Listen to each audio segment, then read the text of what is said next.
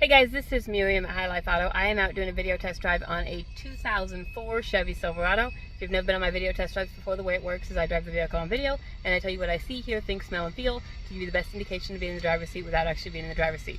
I'm not a mechanic and this is not meant to be a 182-point inspection.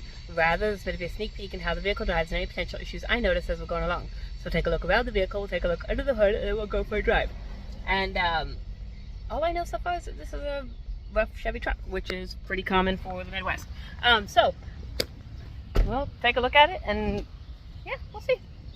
All right, so like I said, it's a rough Chevy truck. It's regular cab, it's two-wheel drive, it's rusty. There's really not a whole lot going for it, and so we're just hoping that the motor and transmission is good, because that will be the thing going for it. And it's a Chevy. I mean, a lot of people like Chevys. They've got good motors in them. So it's nothing special. It's a work truck is what it is. You're not going to impress your friends with it. You're probably not going to pick up your wife with it. But you know, it's a truck. It's got a bed, so you can haul stuff. You can do all of that kind of stuff. You can probably pull stuff.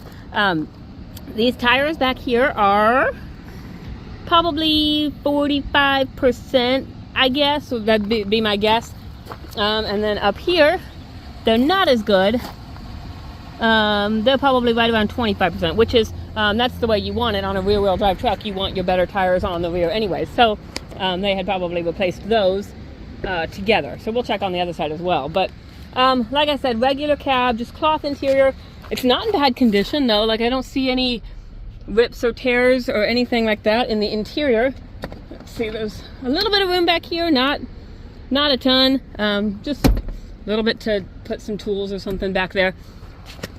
Okay, I'm gonna go around here. This tailgate is beat up. It does not close, and I think the reason it doesn't close is because of this latch. I think that's your problem, because this one looks fine, but it is beat up. Like you can see, it kind of got hit or something. I don't know, maybe something fell on it from the top, but it doesn't latch over here. And so you could, probably get some some grease and stuff in that latch and make it at least shut, or you can leave it off or take it down, who cares. But the bed does look pretty decent. Like it's not all rusted out, so it looks solid for whatever you need to haul.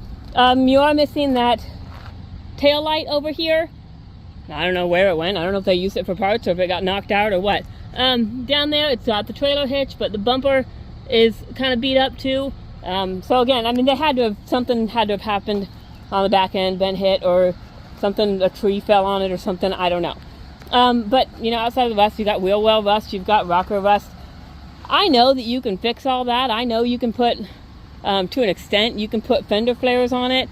My thinking is just, who cares? I just need a truck. And this would do the trick. But it is possible to make it a little bit prettier if you wanted to. Under here. Alright, we've got the good old Chevy motor. It should be a 5.3. Let me see if I see anywhere. It should be a 5.3, which is a really good Chevy motor. 2004. 5.3, yep. It's a 5.3. So 5.3s are good Chevy motors. They're kind of like the old Buick 3.8s. They're just, you got to do a lot to blow these things up. And they're everywhere, easy maintenance and all of that kind of stuff. I checked all the fluids this morning. All the fluids look good. The oil's a little bit dark, but probably just needs an oil change would be my guess. But it's got a good level in there. Battery is not new, but it's not old either. I mean, it still looks like it's in good condition. So, and it started right up this morning.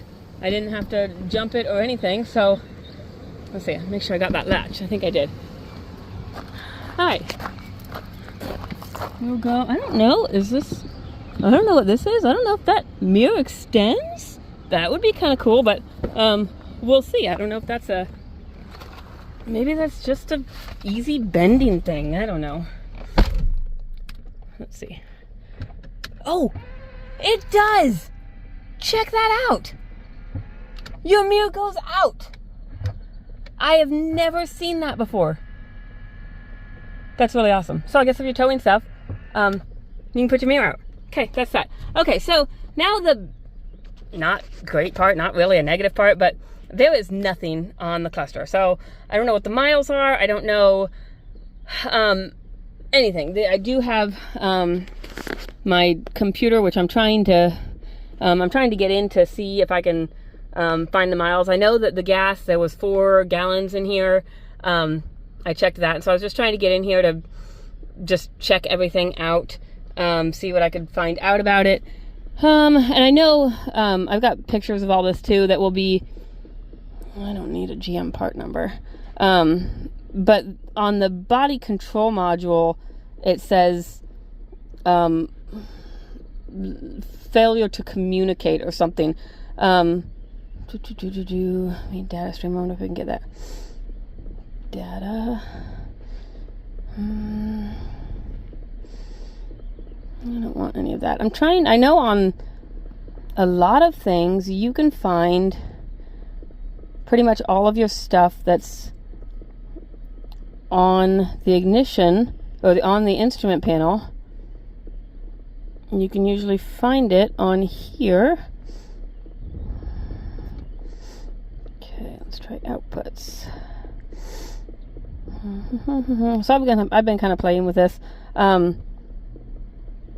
Security data. No, I don't need any of that. Okay, so maybe it's not in the body control module. So I'm going to keep looking for that and see if I can find it. This is the restraint. See, that says class 2 data link malfunction. That's whatever that is. And so that's, I don't know.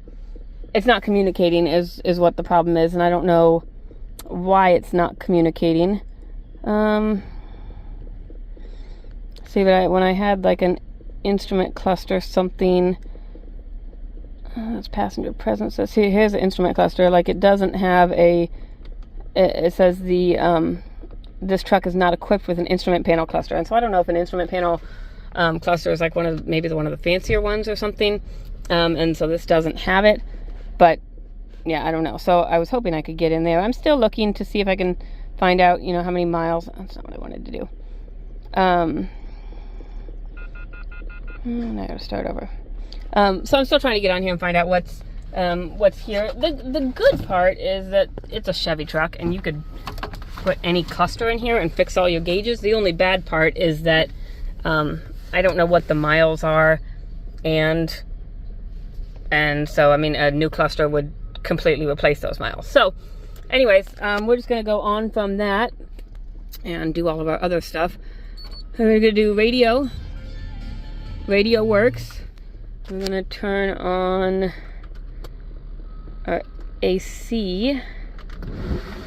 Ooh, good, we got cold AC. Just for the fun of it, we're gonna turn on our heat. And we have hot heat, so we're gonna turn our AC back on. And I don't need it that high though.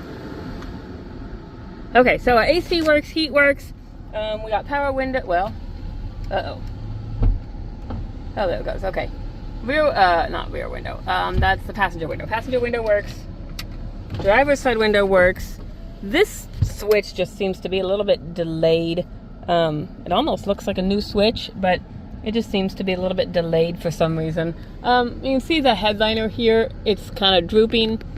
You know, if you wanted to fix that again, there's a lot of things you could fix on this. You don't have to, but you could put glue on there and fix that.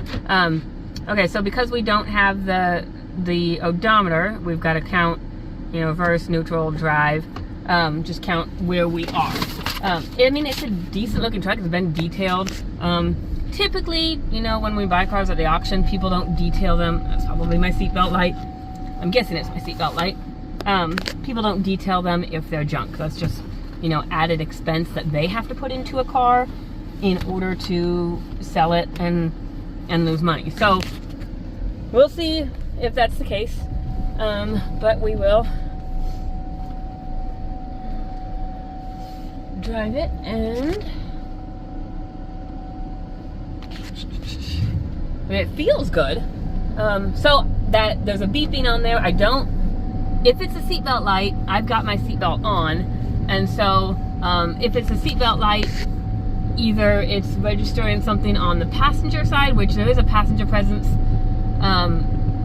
error, but the passenger presence error is like the data link not connected or something. So we'll see if that goes off. It sounds like it could even be a door open light, but I don't think any of my doors are open. So there's some alarm on there. It's either a door open light or a seatbelt light. That's what it sounds like. That's what those two alarms usually are. And again, I'm trying to get into the system and find out, but I haven't got in there yet. So based on what I can feel like it drives good. It's got good power. It's accelerating well. I don't hear any suspension noise. I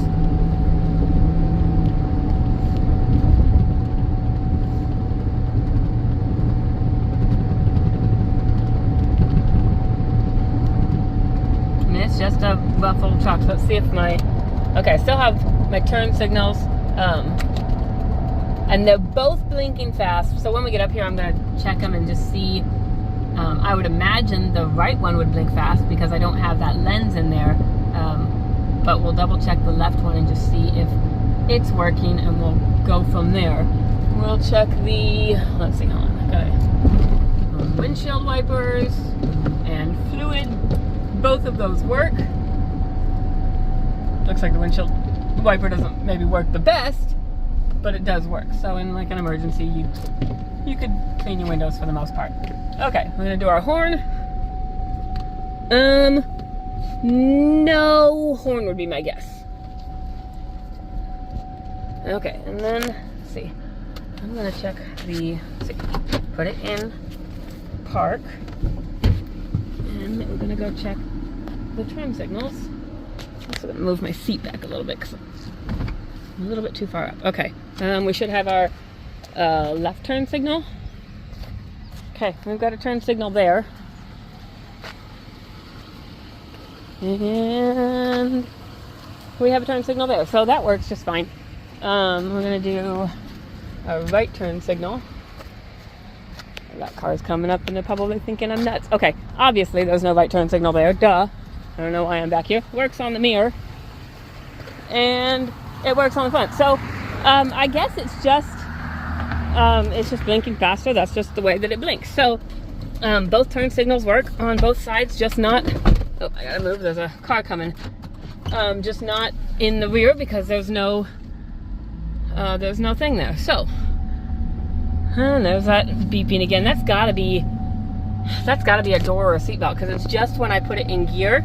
It's gotta even be a seatbelt, because it's just when I put it in gear and go. And so the seatbelt clip, I wonder if I can attach the seatbelt on both of them and just see if that is the case.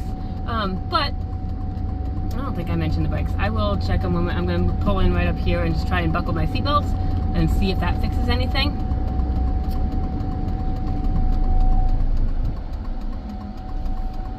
See if we can get that alarm. The bad thing is just being unable to see anything. It's like, all right, well, I don't know what that is. Okay, drive. See, when I put it in park, it goes away, and so that's what makes me think that it's a seatbelt, because you know, when you put it in drive, it wants you to have a seatbelt on. So we're going to buckle the passenger seatbelt, and we're going to buckle my seatbelt.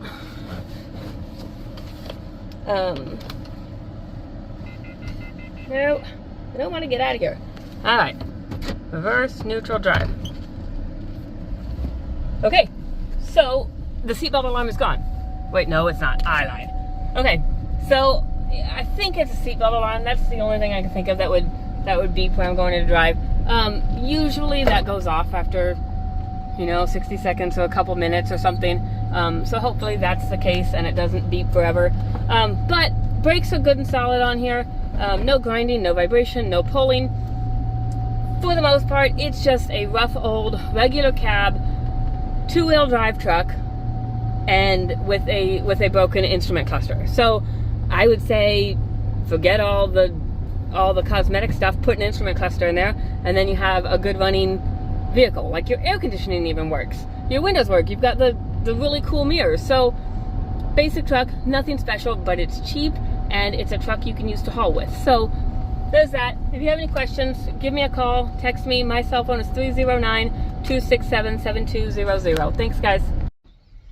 All right, guys, I know I don't usually come back afterwards But I'm back because I, took this. This is an 04 Chevy Silverado, by the way. I took it back to the shop and I was just checking fuses, like for the instrument cluster or whatever.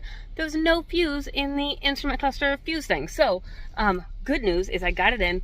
Bad news is it doesn't fix everything, but we do have, hold on, I gotta switch this around. We do have some more information than we used to have. So we've got 158,000 miles on here. And so you've got your park reverse neutral drive. The parking brake light is on. I mean, the parking brake is not on, so I'll check fluid and see if that's the case. But then I'm gonna see if I can get that alarm to go off now that I have lights. Well, of course now I'm not gonna get lights. Or now I'm not gonna get that alarm. So, anyways, so all that to say, I still don't know a whole lot. I still don't have your gauges. Okay, well, oh, okay. So that alarm is because of the parking brake light is on. So I'm gonna check brake fluid and I'll put in the description whether or not that fixed it. So that's what that is. So we'll go from there. There's kind of a little insight into that. That's all I got. Any more questions, let me know.